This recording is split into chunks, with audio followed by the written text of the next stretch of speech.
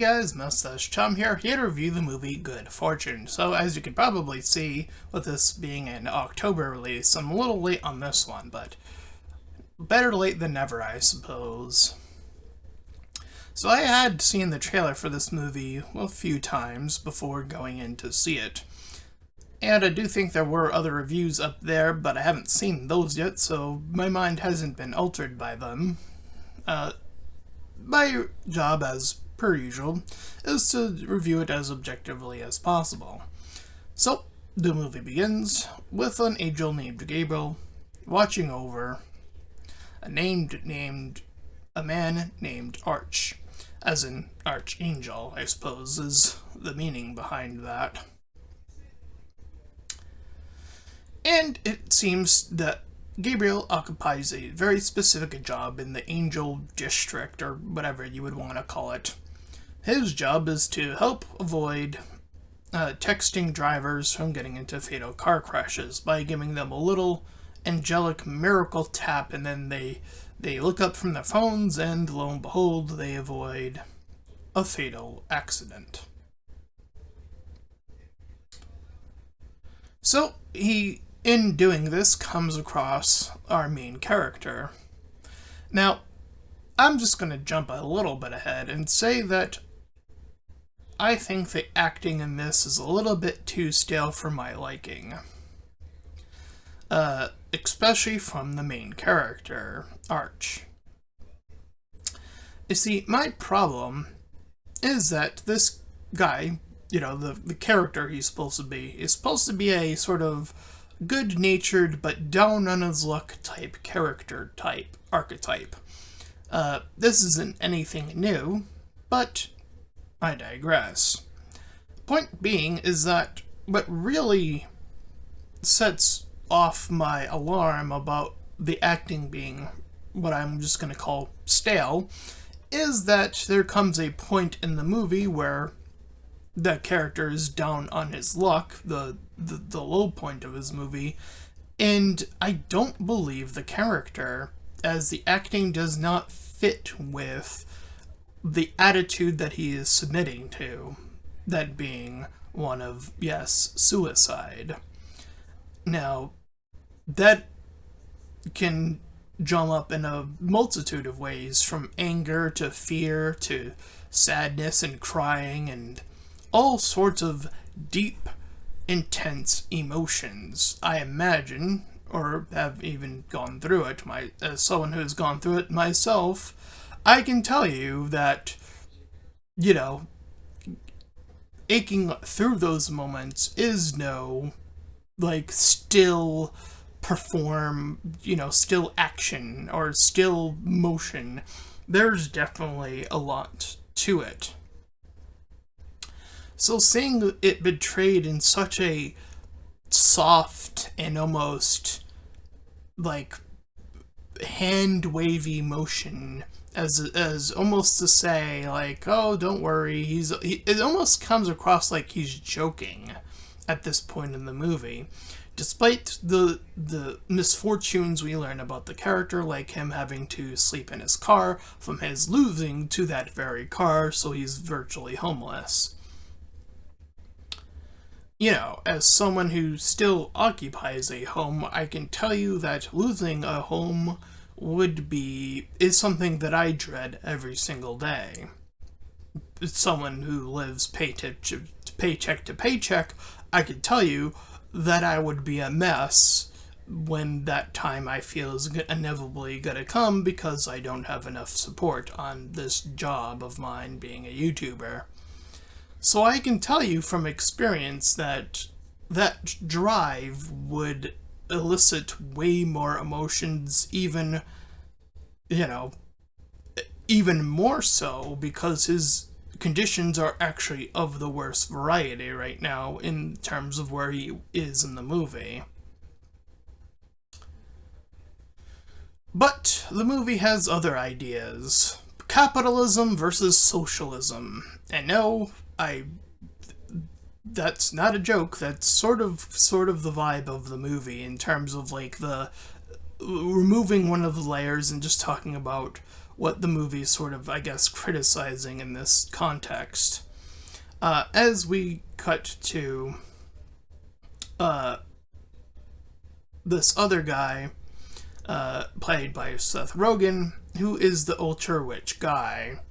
Obviously, this is a play on Elon Musk, someone who has gotten his fortune, rather, from the people who raised him, and just took stock on a bunch of stuff, and then it paid out. Really never had to do any of the hard work to get the money. He just invested. He just puts a little bit money in and got a whole lot money out, essentially, is the breadth of that. But without, again, any of the work. So that is essentially Seth Rogen's character there.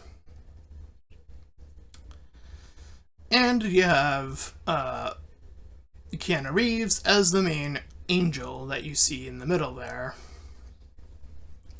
We get such rich lines such as, "The American dream is dead," and I believe one of the other characters says this.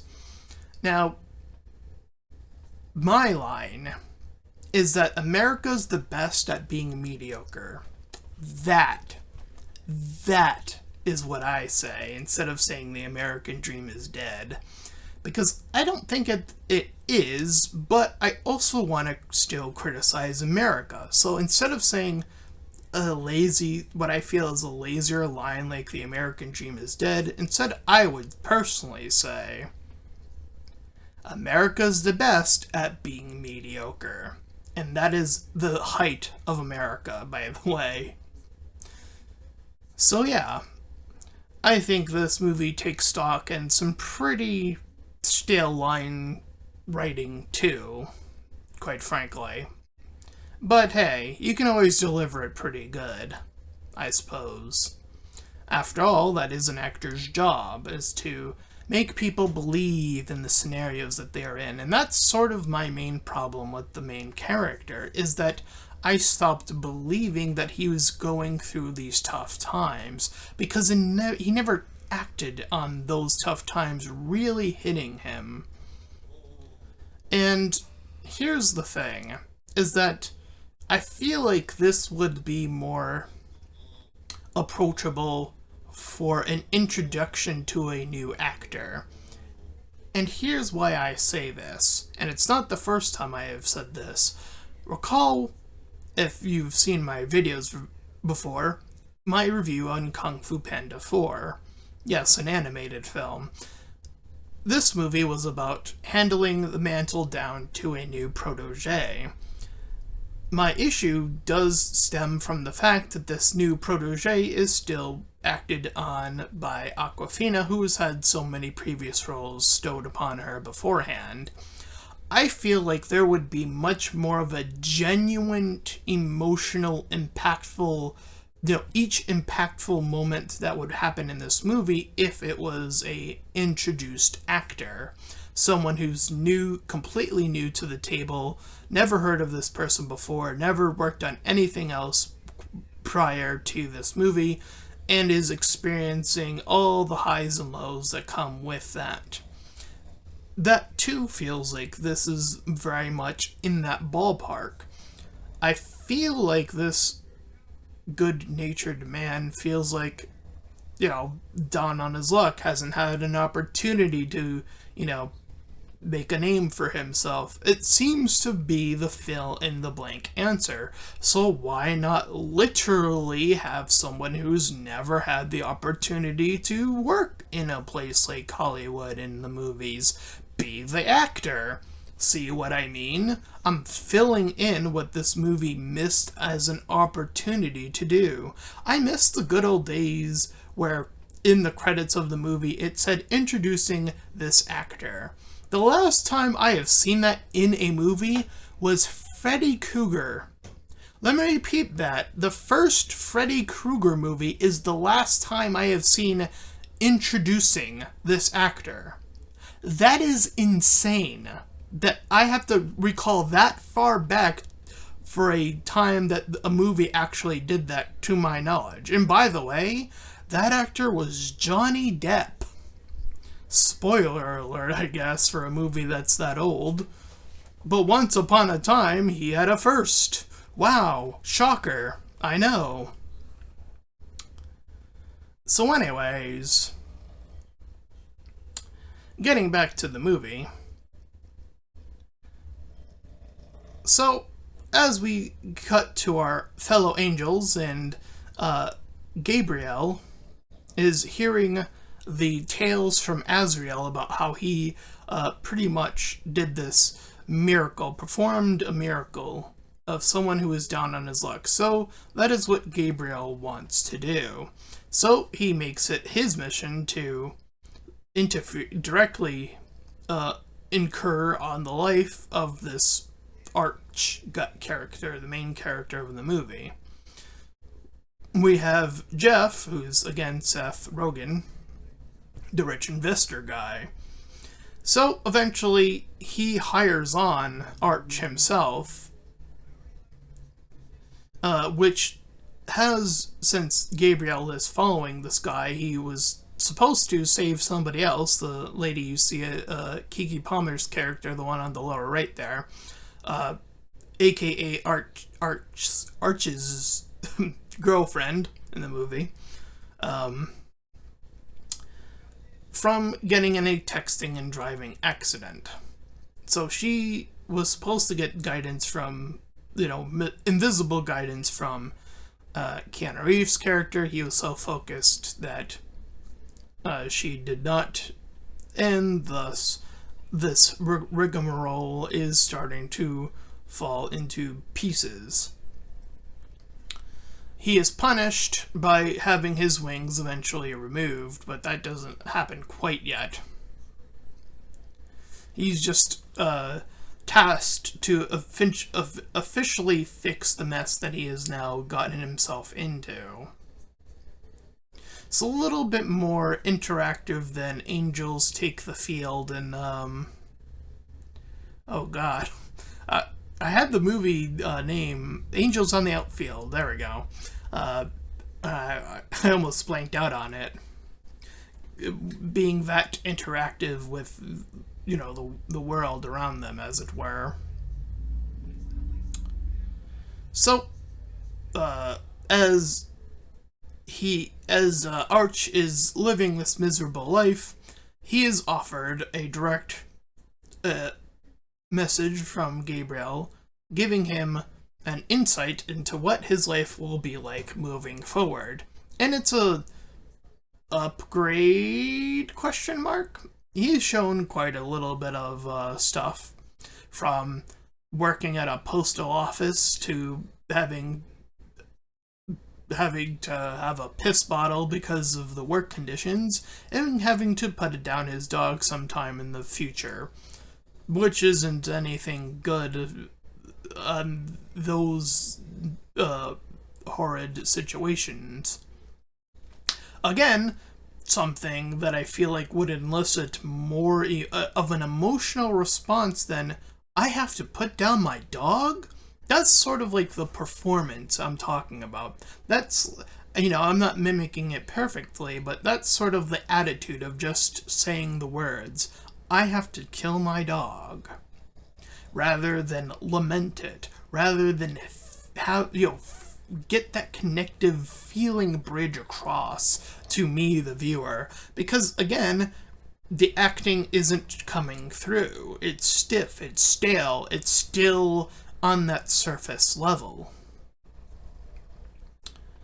And it keeps, putting that capitalism versus socialism, backdrop of the message of the movie at the forefront, now that these things are sort of getting removed. You're not investing in the world, you're not investing as much in the characters, so you're sort of layering back on what the rest of the movie is offering. That is why I keep mentioning it. So, in conjunction with this not satisfying the main character, he's given a life swap with Seth Rogen's character. So he gets the rich hotel, the rich area that he lives in. The rich guy obviously has to take his place with none of the memories of that happening. But also the girlfriend is never talked to anymore, so those moments have to reassert themselves, or he has to reassert them as now this rich guy living up the good life, as it were.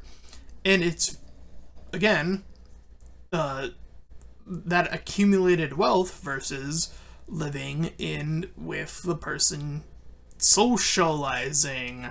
Socialism, oh my god, versus capital, having the money.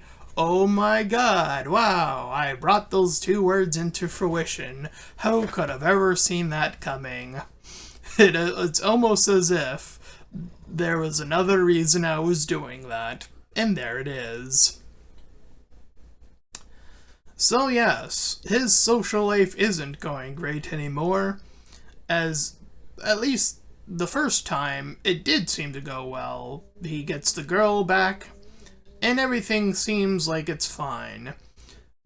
Except when tensions start to rise, when he wants to do one thing, that being go to Paris, and she wants to help others create a union to help jack out, some quality of life for the workers of the common good, man. And it does become a lesson of, once you're climbing the mountain, this guy, the main character, was given a teleportation from the bottom of the mountain to the top of the mountain. And subsequently, he apparently decided at some point to cut that rope himself to stop avoiding helping others climb that rope to begin with. Of course, this is not anything small or, not worth noting, but allow me to demonstrate via using YouTube, as that is my job, that is my area of expertise. Say you have your Seth Rogen, your guy who's just made it, and he doesn't seem to have done much work to get there. That is your CQC, your Hassan Piker, your super lazy fucking YouTuber who's gotten their wealth and means through doing the least amount of work possible. And they get all of the good life. They get the rich places, and they get to complain about how everyone else is, to essentially grift, to an extent, off of other people to maintain said wealth. That is their pretty much bread and butter at this point, among stealing content previously and then having to be called out for it, and then other incidences following from that, and still having them be very successful YouTubers because, I guess, being a thief, doesn't get punished enough here on YouTube. It just gets swept under the rug eventually, and you get to continue being a giant successful YouTuber. Good to know that morality can go fuck itself, I guess. So see? But I'm trying to maintain a level of composure right now, because I could have behaved more pissed at the idea, because I experienced and lived through that whole cycle of bullshit and nonsense. And yet, here I still stand, or sit rather, and regale you on how misfortune is just constantly hitting people with just, seemingly decent folk like myself who've never done anything bad on YouTube yet, or, seemingly tried to done their due diligence at most. Even when they fuck up, they, make another video to say, hey, I fucked up. I've done the steps, and yet, here we stand. Again, it seems like morality does no favors here on YouTube. And it's not the only time. Granted, Like, for example, I was going to bring this up on another review, but I don't mind bringing it up twice. You can have other YouTubers who, quote unquote, put in the work, like the little platoon. You see, I don't mind calling out YouTubers directly. It's fine. You see, I saw his review of Superman, and he did one of two things. One, he either forgot some scenes in the movie and unintentionally left them out by mistake. Or two, he intentionally left content out of that movie to lie to his audience about a scene where Superman is in a cell with his nemesis, Lex, being the one to threaten him with the gun to the other guy. Superman's answers were the thing that were cut from his review, if you didn't know that. I think that those in totality add into the thing that he's criticizing, which is that it does make Lex seem like he's not menacing when Superman's answers and his response make him very much menacing. After all, Superman tells the truth in both questions if you actually don't cut out the parts of the movie where he answers the questions as honestly as he does, and then have that as the answer being a bullet to this other guy's head. That's cold, calculated, and definitely dark and gritty. But hey, you can always, again, cut that out intentionally or forget that it happened. Again, you only have two options left. So just know that those type of YouTubers are also rewarded with plenty of YouTube subscribers. Good to know that that is my fortune to see, and see with eyes wide open. So things do seem to be going swimmingly at first, again, up until that conundrum where he wants to go to Paris. Then she starts to pull away. And in this fashion, at some juncture in the movie, Gabriel is turned fully human. Now, I have heard it said that Keanu Reeves isn't the best actor, but he's like the kindest guy in the world. And boy, does this come across in this part of the film, 'cause golly gee, is Keanu Reeves just the nicest guy, but boy, does he not being able to sell like like he's eating something for the very first time that tastes something fiercely delicious. Like, he doesn't quite know how to sell that idea. Like, I feel like he would need to be told. It's like having, and yes, I know it's a bit graphic, but hey, if it gets the idea across, it's like having an orgasm. I dare say that as a director, if I were the director, I would say it'd probably feel like something like that, so express like that, or akin to something like that. And he doesn't quite, he's kind of just being Keanu Reeves in a little angel with little angel wings, and that's just about as much as you can expect. Just as Seth Rogen is pretty much being Seth Rogen in terms of his behaviors. So yeah, it's one of those movies where the actor is coming more across than the character that they are playing, which I do think has more bad than good in it. The more that I have had time to sit and think about it, I think actors who go out of their way, and this especially happens in voice acting, I've noticed more often than not, is that, when someone is doing so good at their work where you learn that they are the voice actor, you just go, oh wow, I didn't even register that was you. That to me is a much more better compliment than you were just kind of doing you. I don't know. That's just me, I guess, but hey. what can I say other than I would wish that more actors would try to do things outside of their wheelhouse, try to, I don't know, act a little bit more. It does get a little bit shameless from time to time, getting that idea that actors can get so big that they just have to be themselves, and it's just whatever. It's definitely bad. So Gabriel, now more determined than ever to get his own job back, is trying to get out of this whole situation.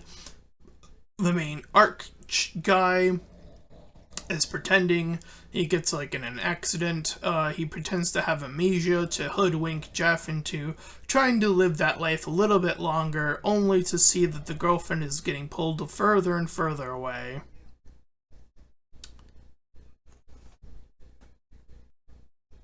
And all the meanwhile, Gabriel is starting to witness the very people he had helped along the way and how much that had meant to him. It seemed insignificant at the time. And, as somebody who's started my own subcategory of shouting out smaller YouTubers, I can say that I haven't noticed anyone come back and say, or, be like, hey, you really helped me out. I mean, I think that's happened once. In fact, it has happened once for a movie review from the people who have made the movie, apparently. Like, thanks for the review and things of that nature. So, I have gotten that type of recognition before. So, it is something that is utterly startling when it does happen in that sense. But in terms of, like, explicitly helping somebody small and having them come back, I think that really is something that is highly missing here on YouTube. That's why I started my Respect the Grind series, after all. That is a huge part of it. To, acknowledge people putting in the work. Just putting in, the grind, as it were, and respecting it, literally, just giving them a place and a time, because YouTube fails to do it. And, quite frankly, I would also extend that to a lot of huge, bigger YouTubers tend to also do it as well. Just saying that is typically the case.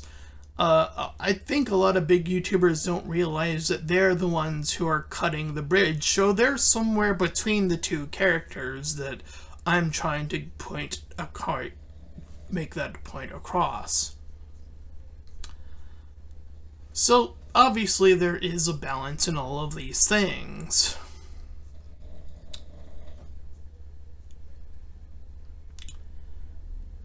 So, obviously, Arch is trying to talk with the girl, trying to make amends.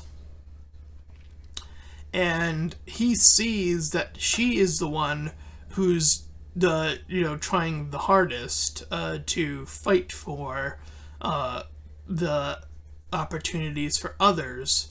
She's the one on the middle of the mountain, pulling, tossing down a rope for others to climb up. That is what she's attempting to do with her mission right now. She's not cutting the rope. She's throwing the rope so that other people can get up those stairs. This is something that you don't see a lot, especially if you're on YouTube. Hell, again, more people than not, especially the big YouTubers, tend to be the cutters. I'm just being real. Again, I can't give you the last big YouTuber who shouted out a smaller YouTuber just on a whim. Not part of some sort of almost superficial, like, I don't know. Again, it doesn't feel like it happens too often. And, like, the last time it feels like it did happen was back in the 2000 era. Like, it has been a while.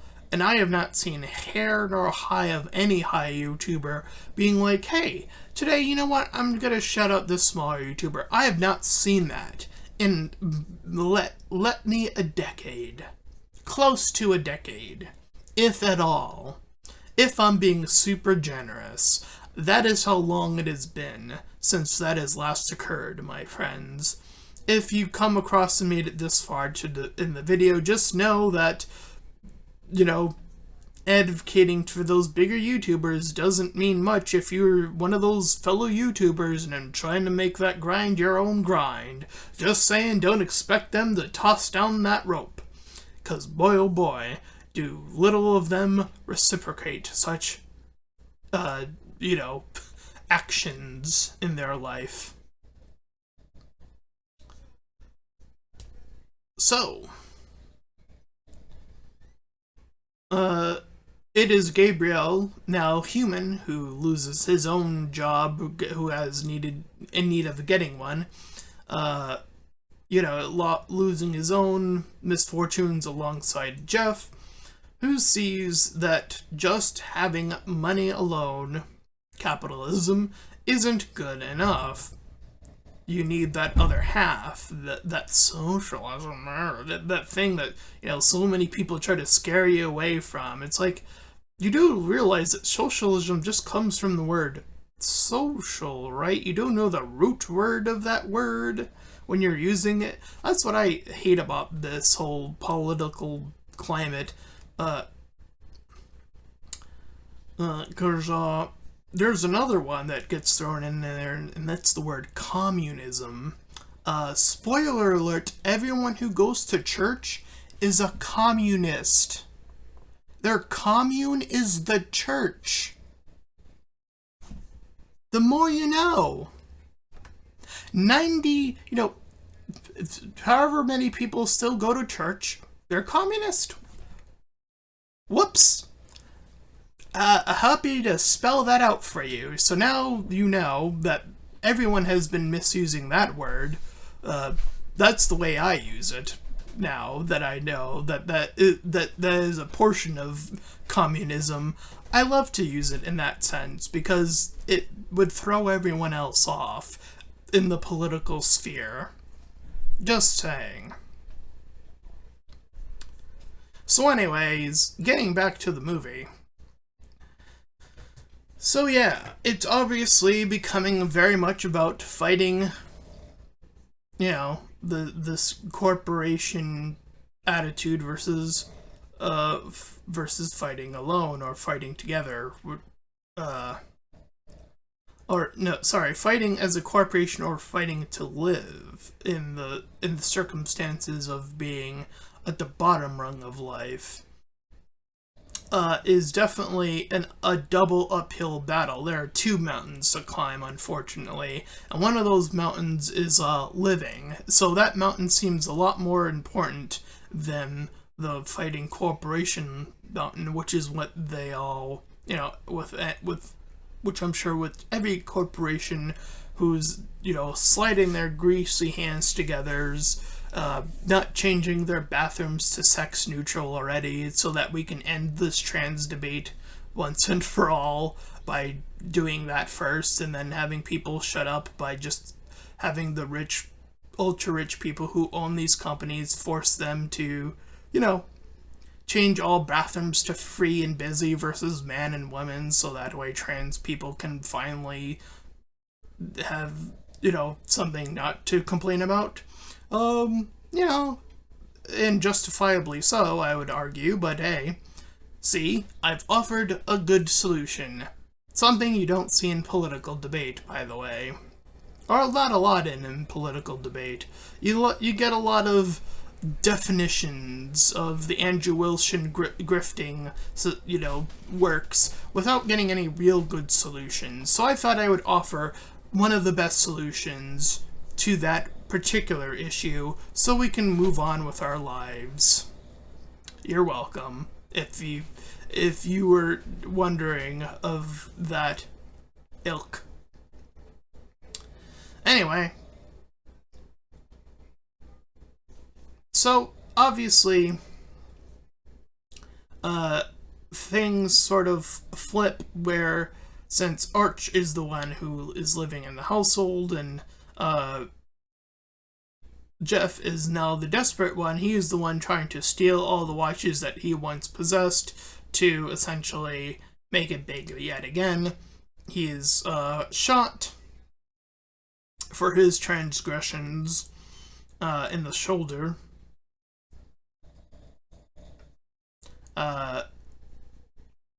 And, you know, after that, the trio just sort of hangs for a bit, which I feel is like a weird after fact thing that sort of happens. Having Martha check in on Gabriel.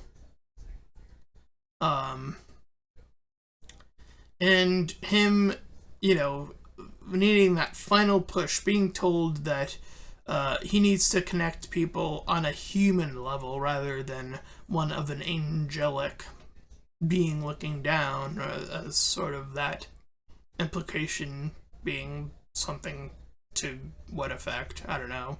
But anyway. So, Arch finally comes to terms that he is flipped so much, and this allows him to wake back up in his life with pretty much at least the first half of the premonition from the working in the piss factory coming true, at least. Which he immediately quits from after a montage of time happens, by the way, and thus preceding a line of other people quitting from that work. Because, you know, being forced to piss in bottles does not sound like adequate at all. Anyway, Jeff gets an interesting little recollection. It seems like he gets set back, but with the memories that, even though Gabriel said he wouldn't, he somehow, I guess, does. So he says, fuck AI, which, as far as where AI is going now, I 100% agree. Now, granted, that is where the whole AI in art thing is concerned. Obviously, that is where the bulk of, if not all of the issues of AI even come from, is that. I mean, again, I have acknowledged in previous videos that AI has been used in the hospitals and, you know, more positive ways of, like, literally saving somebody's life. I think I've heard of a story of AI being able to have the little, like, needle be moved robotically and helping with that. So again, that is to say that I am aware of AI stories that paint AI in a good light, because obviously saving people is good. But having AI steal art, work, and voice lines, and all this other all this other heart, life, and passion, and all to be re-replicated, repackaged, and re-summarized as YouTube has drowned itself in AI because our current CEO is AI positive. So fuck that noise. I guess we just have to live with the fact that AI is going to be accompanying us for the foreseeable future. So, yay! We at least get to say fuck AI one more time and have it mean something that is still so relevant today as it probably will be for the next few years. So, thank you for ending the movie, at least close to ending the movie. Of course, having Aj get with the girl, and those things end up working out. And that was good fortune. Again, I feel like there were so many missed opportunities here to really relent on the acting on this. As I kept trying to say throughout the earlier parts about how the main character, very in particularly, is the one that seems like it should have the biggest shift in tone tonality throughout the movie. You have somebody who essentially is being shit on by the whole world. And trust me when I say you can only be well-mannered for so long before you break down. That feels like it happens in the context of the movie. He literally texts, which is why Gabriel even sets on this mission, that he wants to commit suicide. So again, I feel like that should also be portrayed not just by texting words, but through acting it. Acting like you want to rid yourself of this world, like it no longer means anything. And there comes, some passion in that, some drive, some anger, some frustration, some sadness. A lot of different things happen in that sort of swell of emotion, and I really feel like it misses an entire, big portion of this movie is just completely underhanded because of this simple fact. It's just not acted well enough on this behalf. And as a consequence, again, you start to peel away at the other layers of the movie because of it. You would rather want someone to say it's complimenting it. Like, yes, I understand the theme of the movie. And the acting is supporting that. But that isn't coming across here either. So it's seriously the worst of both worlds. It's missing that opportunity and just not capitalizing on maximizing the theme through acting, maximizing the potential of connecting the audience to that theme, rather than just saying it. Again, I go back to, as of this recording, Game of the Year, according to pretty much almost every gamer that I've seen play Expedition 33, a lot of that comes down to not just the writing alone, and yeah, the writing is fantastic in that game, but the performances also matter. The frustrations, the anger, the little attention to detail in those moments. The quiet moments too, not just the loud and abrasive and the little nuances of like when to play it like a comedic moment versus when to play it serious. The whole bit of you need the password, get out of my way, and having Gustav kind of overdo it because he was told to do so. He believed he had to do it so, and then it ended up kind of not being anything. There's that entire bit, and then you get hit with the idea that Gustav, who was very much built as one of the strongest characters in the early onset of the movie, the video game, was said movie, because I heard Expedition 33 is being turned into a movie, apparently. I don't know how well that's gonna go, but hey, I'm willing to indulge, see how that pans out, actually.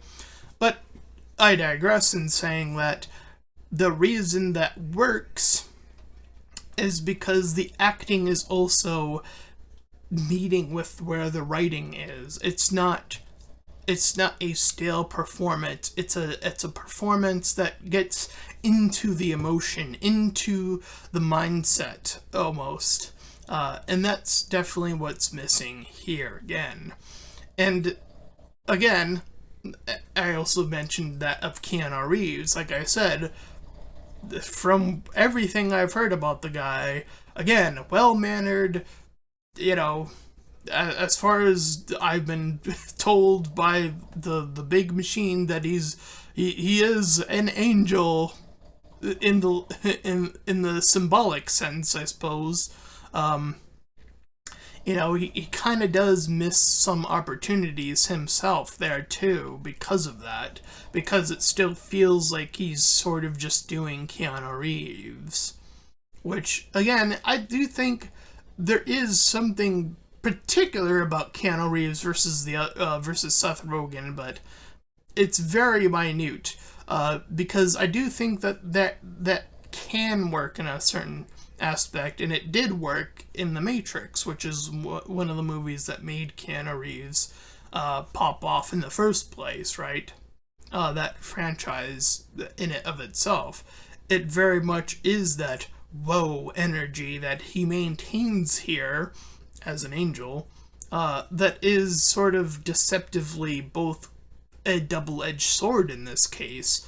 It can sort of have been believed back then, but now that you know that that's something that Keanu Reeves does, you're sort of again picking up on, oh, that's Keanu Reeves. I mean, sure, yeah, you can probably still pick him out as an actor just by looking at him, but still, I digress in saying that he can still act. That's his job. He's an actor, or he's supposed to be, right?